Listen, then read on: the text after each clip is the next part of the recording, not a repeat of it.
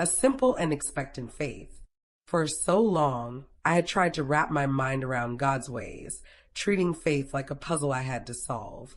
I'd read the Bible, and a part of me would always think, this can't be this simple. I felt like I was supposed to be a theologian, a scholar, to truly understand. I'd pray, but my prayers often felt like they were going no further than the ceiling, because deep down, I didn't believe I was smart enough or worthy enough to grasp what God was saying.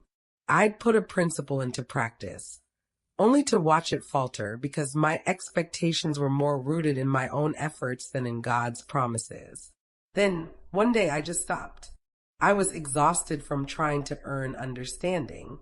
It was in that moment of surrender that a new kind of grace settled over me. A grace I now know was for a simple and expectant faith. It was the grace to just be a child again, to look at God's promises and say, okay, I believe that. It wasn't about comprehending all the complexities. It was about trusting the clarity. Suddenly, the biblical principles that had seemed so complicated became clear and practical.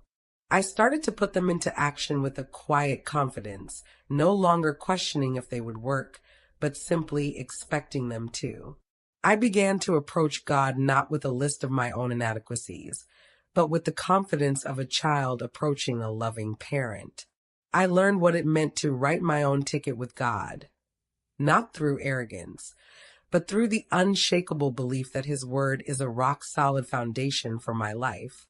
That grace freed me from the burden of having to figure it all out and gave me the joy of simply trusting Him.